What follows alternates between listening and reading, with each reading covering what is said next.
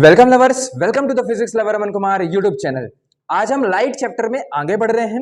Light chapter में हमारे पास क्या दिया हुआ है कि इसे प्रूफ कीजिए। अब प्रूफ करने के लिए हमारे पास क्या दिया हुआ है कि पैरेलल मीडियम्स हैं। हमारे पास पैरेलल मीडियम्स हैं, 3 मीडियम दिए गए हैं। देखिए ये जो इंपॉर्टेंट क्वेश्चन क्यों है, क्योंकि आपके बोर्ड में तो आता है, पहली बात। और दूसरी बात, इसमें हम बहुत सारे कंसेप्ट ऐसे सीखने वाले हैं बीच बीच में जो आपके जेईई मेंस और नीट में काम आने वाले हैं। पूरा रिफ्रैक्शन से रिलेटेड हम कंसेप्ट सीखेंगे, स्नेल्स लॉ से रिलेटेड हम कंसेप्ट सीख रहे होंगे, कौन किसके डायरेक्टली प्रोपोर्शनल होता है, कौन कैसे होता है, ये सब चीजें हम सीख रहे होंगे। तो बात करते हैं, हमारे पास 3 मीडियम दिए हुए हैं। एक मीडियम एयर है, A for air, W for water and G for glass है। तो हम डायग्राम इस प्रकार से पैरेलल बनाएंगे कि ये हमारा एयर हो जाएगा, फिर नेक्स्ट नंबर में हम बोलेंगे वाटर, फिर नेक्स्ट नंबर में हम बोलेंगे ग्लास। अब आप सोच रहे होंगे अमन भैया आपने ऐसा क्यों किया है? इसलिए क्योंकि सबसे पहले हमारे पास कम रिफ्लेक्टिव इंडेक्स वाला, फिर उससे थोड़ा सा ज्यादा वाला, फिर थोड़ा सा उससे ज्यादा वाला। हम जानते हैं कि इसका N1 N2 N3 है, मान लीजिए, तो N1 सबसे कम होगा, N2 थोड़ा ज्यादा होगा, N3 ग्लास वाला सबसे ज्यादा होगा। अब फिर वापस से 3 मीडियम के बाद वापस से एयर वाला आ गया है, हमने ऐसा माना है। First medium, second medium, third medium, fourth medium. तो आपको ये प्रूफ करना है। इसका मतलब क्या होता है, जैसे इसको एक शब्द को मैं बता देता हूं आपको, म्यू ए डब्ल्यू। अगर आपके पास कहीं लिखा हुआ है म्यू ए डब्ल्यू, तो इसका मतलब क्या होता है, स्नेल्स लॉ के अकॉर्डिंग होता है कि दूसरे वाले का रिफ्रैक्टिव इंडेक्स पहले आता है, यानी refractive index of water with respect to A. मतलब कि पानी का, है ना, पानी का रिफ्रैक्टिव इंडेक्स किसके रेस्पेक्ट में, किसके सापेक्ष, हवा के सापेक्ष।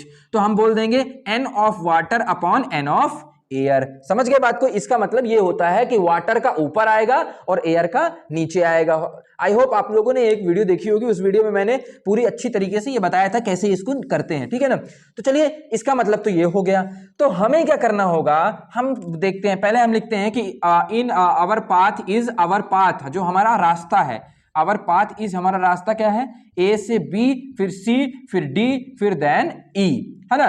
लेट अस कंसीडर, मान लेते हैं, let us consider A B is incident light, A B is incident light, A B is incident light on medium 1। M1 medium में ए बी इंसिडेंट लाइट है। मीडियम 1 जो है हमारे पास, मीडियम 1 जो है उसे हमने एयर मान लिया। मीडियम 2 जो होगा हमारे पास, medium 2 is denser than, medium 2 is denser than medium 1। Medium 2 जो होगा वो मीडियम 1 से, जो माध्यम दूसरा वाला है वो डेंसर है, सो मीडियम 2 जो होगा उसे हमने मान लिया वाटर, ठीक है ना, मीडियम 2 को। एंड मीडियम 3 जो होगा, मीडियम 3 जो है हमारे पास इज डेंसर देन, मीडियम 3 जो होगा वो हमारे पास किससे डेंसर है, denser than medium 1, denser than medium 1। सो जो मीडियम 3 होगा उसे हमने बोल दिया ग्लास। मीडियम 1 से नहीं, मीडियम 2 से। जो मीडियम 1 है हमारा एयर है, सबसे रेयर मीडियम हो गया। फिर जो मीडियम 2 वाला है वो मीडियम 1 से ज्यादा डेंसर है, और जो मीडियम 3 वाला है वो मीडियम 2 से ज्यादा डेंसर है। इस प्रकार से हमने 3 मीडियम बना लिए। और जो मीडियम 4 है, मीडियम 4 है वो किसके बराबर है, मीडियम 1 के। आप M4 M1 मत लिखिएगा, यहाँ मीडियम लिखिएगा, मीडियम 4 मीडियम 1। तो ये मीडियम 4 है, ठीक है ना। तो जो मीडियम 4 है वही हमारा क्या है, मीडियम 1 के बराबर है। अब मान लेते हैं कि लेट वेलोसिटी मान लेते हैं, वेलोसिटी ऑफ लाइट, है ना, ठीक है ना। मान लेते हैं वेलोसिटी ऑफ लाइट जो है हमारे पास, मार्कर एक सेकंड, है ना। मान लेते हैं कि जो वेलोसिटी ऑफ लाइट है हमारे पास, वेलोसिटी ऑफ लाइट, यानी वेलोसिटी ऑफ लाइट। अब भैया वेलोसिटी की बातें यहां क्यों कर रहे हैं? हम जानते हैं कि जो स्नेल्स का नियम होता है उसका फॉर्मूला क्या होता है हमारे पास, म्यू बराबर sine i upon sine r, है ना, और sine i upon sine r होता है। अच्छा, तो भैया वेलोसिटी की बात यहां क्यों कर रहे हैं, अभी हम बताते हैं आपको वेलोसिटी की बात हमने क्यों करी। क्योंकि उसके माध्यम से हम जो रेशियो होता है वो बाकायदे तरीके से लिख सकते हैं। चलिए दिखाता हूं मैं आपको, है ना। तो देखो, हम लोग जानते हैं, हम सभी लोग जानते हैं कि जो हमारा म्यू होता है उसका मतलब होता है sine i upon sine r, ठीक है ना। अब म्यू मतलब होता है हमारे पास जो हमारा रिफ्रैक्टिव इंडेक्स होता है, हमने पढ़ा है कि n1 sin i बराबर n2 sin r। तो यदि हम sin i upon sin r करते हैं तो यह आता है n2 बाय n1। यानी तुम लोग देख सकते हो यहां से कि अगर ऊपर वाला एंगल है तो रिफ्रैक्टिव इंडेक्स नीचे वाले का है। अब जब नीचे वाला एंगल है तो रिफ्रैक्टिव इंडेक्स क्या है, जैसे मान लो i1 है तो i1 है तो उसके सामने रिफ्रैक्टिव इंडेक्स कहां का है, n2 वाला है। और आई आर है यानी ये वाला है तो ऊपर वाला रिफ्रैक्टिव इंडेक्स है। यानी रिफ्रैक्टिव इंडेक्स जो है हमेशा वो एंगल के मतलब कि इनवर्सली प्रोपोर्शनल में है। ये पहली बात आपको समझ में आई। फिर इसके बाद आपको ये याद रखना है कि जो हमारा वेलोसिटी होती है, वेलोसिटी बात करते हैं वेलोसिटी, तो वेलोसिटी का फॉर्मूला साइड में लिखता हूं मैं। वेलोसिटी किसी भी माध्यम में यदि मुझे वेलोसिटी निकालनी होती है, जैसे मान लो पानी के अंदर वेलोसिटी निकालनी है, पानी के अंदर जो लाइट है वो किस गति से चल रही है, तो आपको करना क्या होता है, जो हवा में लाइट की स्पीड होती है उसको डिवाइड करना होता है पानी का रिफ्रैक्टिव इंडेक्स से। यानी अगर आपको किसी, ये आपने पढ़ लिया होगा कुछ पिछले चैप्टर में पढ़ा, EMW वगैरह में पढ़ा होगा, नहीं पढ़ा तो याद कर लीजिए। किसी भी मीडियम की यदि मुझे वेलोसिटी निकालनी होती है तो मुझे करना क्या होता है, जो लाइट की स्पीड होती है वो, और डिवाइड बाय क्या करना होता है हमें, जो जिस मीडियम का हमें निकालना है उस मीडियम में जो रिफ्रैक्टिव इंडेक्स है उससे हमें डिवाइड करना होता है। क्या करना पड़ता है, लाइट की स्पीड डिवाइड बाय जिस मीडियम में हमें पानी निकालना है, जिस मीडियम का हमें निकालना है उस मीडियम का, सॉरी पानी निकालना नहीं, क्या बोल रहा हूं मैं, जिस मीडियम में मुझे लाइट की, जिस मीडियम में मुझे स्पीड निकालनी है उस मीडियम का रिफ्रैक्टिव इंडेक्स। कांच का निकालना होगा तो कांच का आ जाएगा। यानी मैं बताना इससे ये चाहता हूं कि देख लो वेलोसिटी जो है वो भी क्या है, इनवर्सली प्रोपोर्शनल है रिफ्रैक्टिव इंडेक्स के। यानी रिफ्रैक्टिव इंडेक्स के इनवर्सली प्रोपोर्शनल है, यानी इनवर्सली प्रोपोर्शनल। अगर n2 है तो n2 वाली वेलोसिटी नीचे आएगी, n1 वाली वेलोसिटी ऊपर आएगी। तो तुम लोगों ने क्या देखा यहां से, इसको, इस कंसेप्ट को इतना पहले लिख लो, आप कहीं साइड में लिख लो अच्छे से। भैया ये बहुत ज्यादा भूलता है, ये बहुत ज्यादा भूलता है। आपको इससे रिलेटेड जेईई मेंस और नीट में भी बहुत सारे क्वेश्चन आते हैं, तो पहले जानते हो ये तो हमने स्नेल्स लॉ का डेरिवेशन इस प्रकार करते हैं। तो यहां से हमें पता चला कि जो एंगल होता है वो इनवर्सली प्रोपोर्शनल होता है, n2 और n1 के उल्टा होता है। फिर हमें ये पता चला कि जो वेलोसिटी होता है वो भी उल्टा होगा, किसका, रिफ्रैक्टिव इंडेक्स का इनवर्सली प्रोपोर्शनल होता है। तो n2 अगर ऊपर है तो यहां v1 हो जाएगा, n1 है तो यहां v2 हो जाएगा। तो यहां से ये क्या, ये समझ में आया कि ऊपर वाला एंगल होगा तो वेलोसिटी भी कौन सी वाली है, ऊपर वाली है। नीचे वाला एंगल होगा तो वेलोसिटी भी कौन सी वाली है, नीचे वाली है।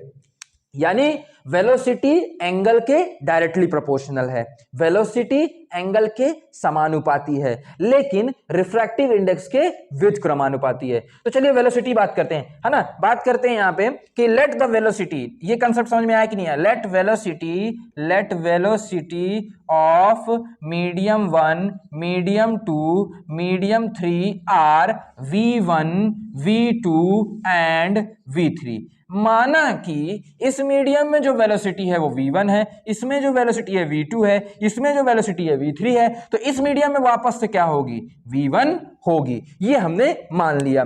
फिर इसके बाद आप जानते हो बाय स्नेल्स लॉ आप लिख सकते हो, बाय स्नेल्स लॉ से नहीं लिख सकते, बताओ कैसे लिखूंगा, देखते जाना, बताते जाना। स्नेल्स लॉ से लिख सकते हो ना कि साइन आई, यानी कि रिफ्रैक्टिव इंडेक्स किसका निकाल रहे हो, पहले मतलब कि रिफ्रैक्टिव इंडेक्स किसका निकालोगे, ऊपर यहां पे वो लिखोगे ना, जैसे ये लिखा हुआ है म्यू ए डब्ल्यू। अच्छा इन सब की वैल्यू निकालते चलो, तो म्यू ए डब्ल्यू, म्यू और ए डब्ल्यू, इसका मतलब क्या होता है, अभी मैं शुरुआत में वीडियो में बताया था कि इसका मतलब होता है कि refractive index of water upon air, ये वाला ऊपर आता है, इसका नीचे आता है, यानी n of water upon n of air आएगा। तो इसे हम ऐसे लिख सकते हैं कि इसका मतलब हो गया n of water upon n of air. यहां का रिफ्रैक्टिव इंडेक्स n1 मान लीजिए, यहां का n2 मान लीजिए, यहां का n3 मान लीजिए, यहां का n1 मान लीजिएगा, चित्र में आप दिखा दीजिएगा। तो ऐसा हो गया, तो n वाटर, n एयर बोल सकते हो, ए भी बोल सकते हो, n एयर, और वाटर के वाले में n डब्ल्यू, और यहां पे आप क्या बोल दो, n ग्लास बोल दो, फिर यहां पे n एयर बोल दो। तो इससे आसानी, समझने में आसानी रहेगी, ठीक है ना। तो n water upon n air. तो अगर वाटर ऊपर आया है, n वाटर ऊपर आया है, यानी वाटर का रिफ्रैक्टिव इंडेक्स यदि ऊपर आया है तो इसका मतलब क्या होगा, अगर वाटर का रिफ्रैक्टिव इंडेक्स हमारे पास क्या आ रहा है, ऊपर आ रहा है, तो जो हमारे पास हमने देखा था कि एंगल जो होगा वो इनवर्सली प्रोपोर्शनल होता है। एंगल क्या होता है हमारे पास, इनवर्सली प्रोपोर्शनल होता है। तो साइन वाला जो मतलब इसमें r1 बन रहा है, तो r1 नहीं आएगा ऊपर, क्या आएगा हमारे पास, साइन i1 आएगा अपॉन साइन i1, और इधर क्या आ जाएगा हमारे पास, साइन r1 आ जाएगा। समझ में आया ना। देखो इसका हम कैसे लिख सकते हैं, समझ में कैसे समझे तुम लोगों ने, क्योंकि ये हमारे पास रिफ्रैक्टिव इंडेक्स का रेशियो है। रिफ्रैक्टिव इंडेक्स का रेशियो जो होता है उसका उल्टा होता है एंगल वाला। यदि नीचे वाला रिफ्रैक्टिव इंडेक्स लिख रहे हो तो एंगल ऊपर वाला लिखोगे, यानी वाटर वाला रिफ्रैक्टिव इंडेक्स लिख रहे हो तो एंगल कौन सा वाला लिखोगे, साइन आई वाला लिखो, I1 वाला लिखोगे। और एयर वाला लिख रहे हो, एयर वाले में एंगल कौन सा बन रहा है, I1 बन रहा है, तो एयर वाले का एंगल क्या आ जाएगा हमारे पास, ऊपर आ जाएगा। तो ये लिख लिया। लेकिन जो वेलोसिटी होती है भैया, वेलोसिटी तो हमारे पास एंगल के डायरेक्टली प्रोपोर्शनल होती है। देखा हमने, आई आ रहा था तो V1 आ रहा था, आर आ रहा था तो V2 आ रहा था, यानी हमारे पास है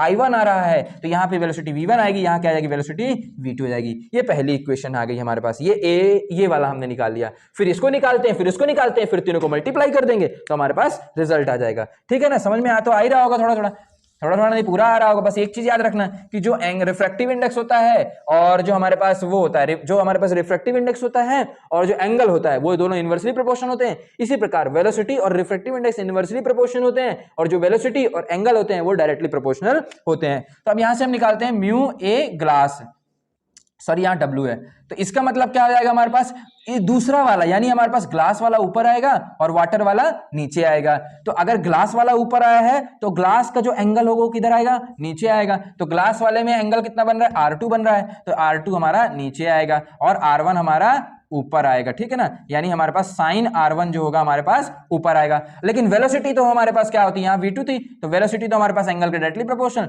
यानी V2/V3 हो जाएगी। इसी प्रकार अगर आप क्या करोगे, इसको सेकंड इक्वेशन बोल दो, इसे सेकंड इक्वेशन बोल दो। थर्ड इक्वेशन निकालोगे तो म्यू ग्लास और एयर का निकालना है, तो ऊपर क्या आएगा हमारे पास एयर और नीचे क्या आएगा, सॉरी N लिखो ना, N एयर आएगा और नीचे क्या आएगा हमारे पास, N ग्लास आएगा। तो N एयर वाले का मतलब कि एयर मतलब समझो, मतलब बात को, एयर मतलब ये, तो इसको बोल रहे हैं ना, इस मीडियम की बात कर रहे हैं। तो एन ए वाला हमारे पास, एन ए वाला एंगल नीचे साइड आएगा, यानी हमारे पास साइन R3 जो होगा नीचे आएगा और एन जी मतलब इधर वाले का, तो इधर वाले का एंगल हमारे पास यहाँ कितना आएगा, साइन R2 और यहाँ पे V2/V3, अरे कुछ गड़बड़ कर दिया क्या, V2/V1, सॉरी V3, यहाँ पे हमारे पास एंगल क्या आएगा, साइन R2 किस में बन रहा है, V3 में बन रहा है, तो यहाँ V3 और यहाँ पे R3, यहाँ पे हमारे पास साइन R2 जो बन रहा है हमारे पास, तो यहाँ क्या बन रहा है, V3। क्यों, क्योंकि हमारे पास ये एंगल R2 यहाँ बन रहा है और यहाँ की वेलोसिटी V3 है और एंगल और जो वेलोसिटी होती है डायरेक्टली प्रोपोर्शनल। तो R3 वाले में हमारे पास क्या, R3 वाले में हमारे पास V1, तो ये हो गया। ये हमारे पास कौन सी इक्वेशन हो गई, थर्ड इक्वेशन हो गई। चलिए by first and second equation हम सबको मल्टीप्लाई करते हैं, तो किसी भी एक जने को मल्टीप्लाई कर लो, लास्ट जो रिजल्ट आ रहा है उसको मल्टीप्लाई कर लो। तो V1/V2 multiply by V2/V3 multiply by V3/V1। तो जब आप इसको मल्टीप्लाई करोगे, इसको लिख देना यहाँ पे कि by first second and third equation, इसमें लिख दीजिएगा फर्स्ट सेकंड और थर्ड इक्वेशन के द्वारा। तो आप देखो V1 से V1 कैंसिल हो जाएगा, V2 से V2 कैंसिल, V3 से V3 कैंसिल, तो यहाँ पे 1 आ गया। तो देखे ना आप लोगों ने, इसको इन तीनों को जब मल्टीप्लाई करे, जो इनका ये आ रहा था, तो हमारे पास किसके बराबर आ गया, 1 के बराबर आ गया। तो आई होप आपको ये लेक्चर समझ में आया होगा। एक बात और मैं आखिरी बार एक बार और बताना चाहता हूं आपको, बार बार बच्चों से भूल जाता है, इसीलिए वापस से फिर से बता रहा हूं मैं कि देखो हमारे पास क्या होता है, जैसे हमारे पास कि स्नेल्स लॉ के द्वारा हमने ये सीखा कि साइन आई आ रहा है अपॉन साइन आर आ रहा है, तो यहां N2/N1 आएगा। मतलब कि ये एंगल इसका मतलब रिफ्रैक्टिव इंडेक्स हमेशा क्या होता है, इनवर्सली प्रोपोर्शनल होता है। और वेलोसिटी जो होती है, इधर V2 आएगा, इधर V1 आएगा, मतलब इसकी वेलोसिटी नीचे, इसकी वेलोसिटी ऊपर, मतलब ये दोनों, ये ऐसे लिखा हमने, ये इसके इनवर्सली प्रोपोर्शनल होता है। एंगल जो होता है वो रिफ्रैक्टिव इंडेक्स की इनवर्सली प्रोपोर्शनल होता है और वेलोसिटी और ये दोनों भी इनवर्सली प्रोपोर्शनल होते हैं और ये दोनों क्या होते हैं हमारे पास, सेम होते हैं। ऊपर वाला एंगल तो ऊपर वाला वेलोसिटी, नीचे वाला एंगल तो नीचे वाला वेलोसिटी। इसी के कंसेप्ट पे आपको इसकी वैल्यू निकालना था और तीनों को मल्टीप्लाई करके ये डेरिवेशन करना था। आई होप आपको समझ में आया होगा। चलिए मिलते हैं नेक्स्ट वीडियो में, तब तक के लिए बेस्ट ऑफ लक। आप पढ़ते रहे और आगे बढ़ते रहे। Thank you lovers.